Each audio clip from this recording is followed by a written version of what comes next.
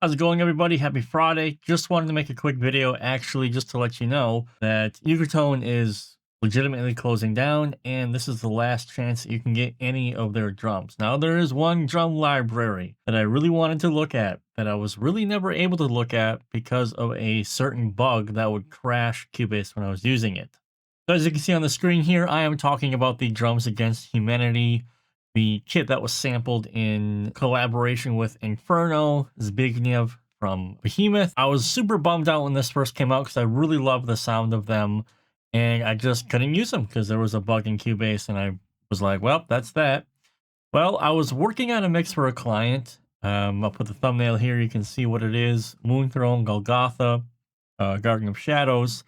And he had used these drums. And I was like, man, you want to use a different drum library because I really can't use these in Cubase because it crashes Cubase. He was like, dude, actually, I found a way around the bug. Do this, and then they work. I tried it and I was like, it works. So I wanted to make this video and let you know what the bug is / was. I guess it's not really a bug, but I'll call it a bug because it was outside of my normal workflow. All right, so let's just talk about the bug straight away so you know what it is. Basically, when you would set up the plugin and then you would want to do routing, it would crash the pro. Just whoop, it would be instant crash, just gone. Now, the workaround to this is when you are doing your instruments, when you're inserting the drums, for example, what you want to do is you insert the drums and then you automatically kick out all the outputs. So the crashing was happening because basically there was only one output channel, and then you were setting different outputs in the plugin to like 14 or 15 different channels. Boom, that would cause the crash.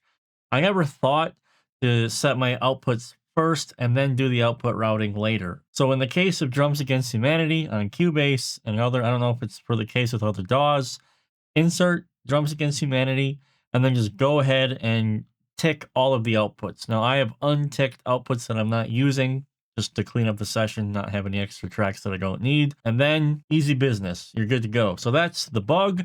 That's how to get around the bug. Now, there are a couple other things here to make note of. Double check all of the routing, okay? Now, for the most part, everything here has been taken care of, but you generally just want to make sure all the routing is correct. So just what you can do here is down here on the bottom, you can click to open all of the panels, and then click on the routing panel, and then all the routing tabs are going to work. I wish I remember which ones weren't correctly routed, or I was thinking it was the panning, something like this. Some of the pannings were opposite or weren't correct. One or two instruments weren't correct. Not a big deal, just change the panning and then save it as a preset, and then you'll never have to do it again. As far as how the drums sound, they sound absolutely fantastic, of course. Let's go over basically some of the sounds here because I know you guys want to hear it. Programming the drums are exactly, pretty easy going, not a big deal. Very, how can I say, they're very good with velocity. So we just edit this.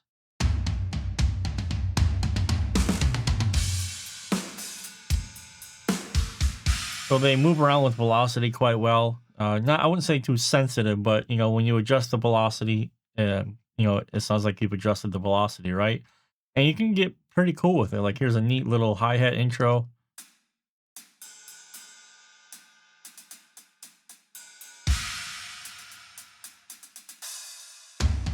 So pretty dynamic, pretty good stuff. Now I remember something. One thing about the ride cymbal, sometimes, let's see if it does this.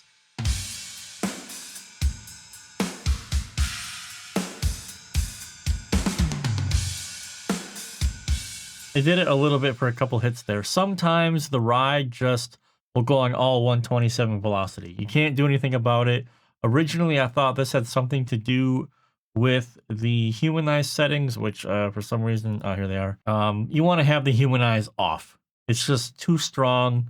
Just turn the humanize off. It doesn't function the way that you think it should. Just turn it to 0, turn it off, do all the humanization in the MIDI editing. But with the ride cymbal, sometimes it just ranks to 127. You can't really do anything about that. But it doesn't really take away from the instrument because it's random. It almost sounds like just a real drummer, to be honest with you. Here it is. That's clearly louder than what we were doing here, 80 velocity.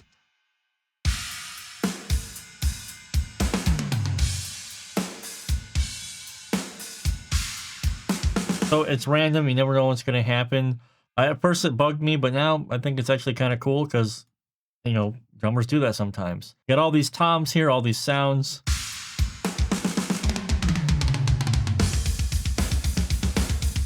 Ghost notes.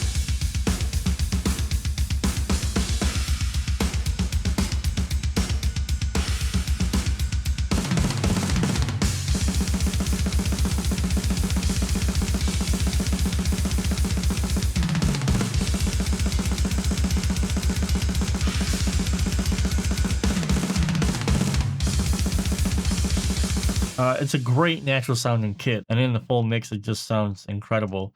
Let's look at some more of the dynamic parts here, because the blast beat's the blast beat, right? But you can get pretty jazzy with it, I guess.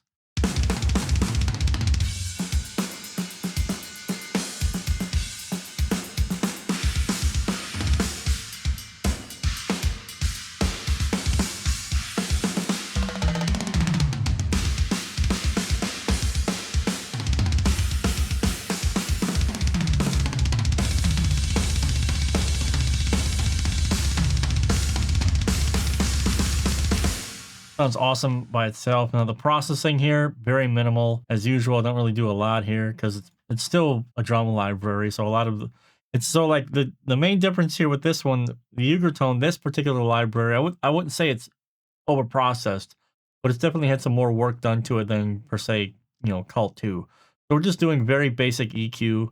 This is just shaping the EQ. A lot of this happened, this particular boost happened when the mix was playing.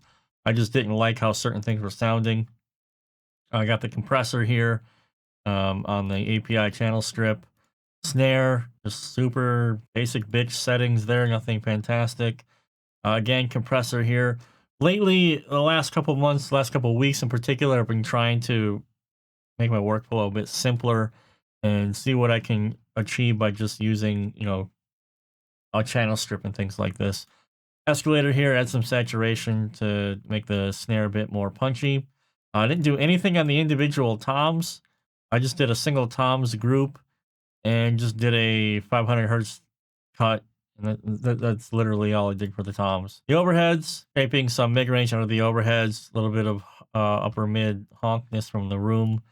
Cymbals, just taking care of the low end that we don't need in the cymbal track.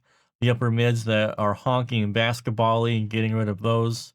And then drums just have basic blast, like all the drums have come together, still have some builds up here around the snare area and the mids again. And then this particular compressor, which I've been using a lot on drums, it's just an API compressor, but the reason I use this one specifically is for the side chaining option.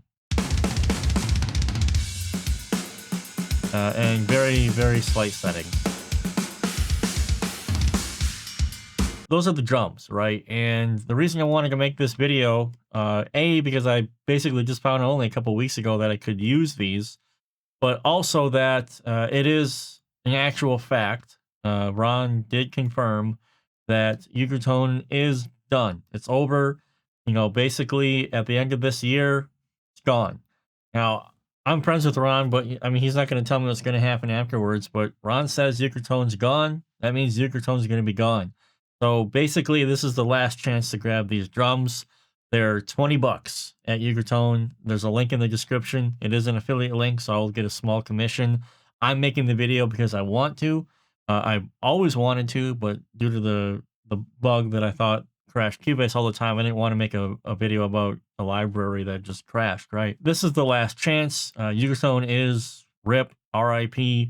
So I don't know what's going to happen with these drums. I don't know if another company's going to swoop in and try to keep on going. No clue. Couldn't tell you. But as far as I know, Ugertone's over.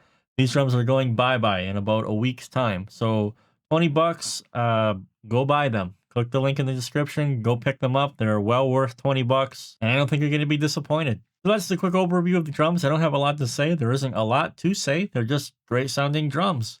You want to hear them in context of the mix? Just skip ahead here a little bit to the video. There's a full mix context with a fully fleshed out song playthrough with blast beats, lots of cool shit. You're going to enjoy it, so stick around.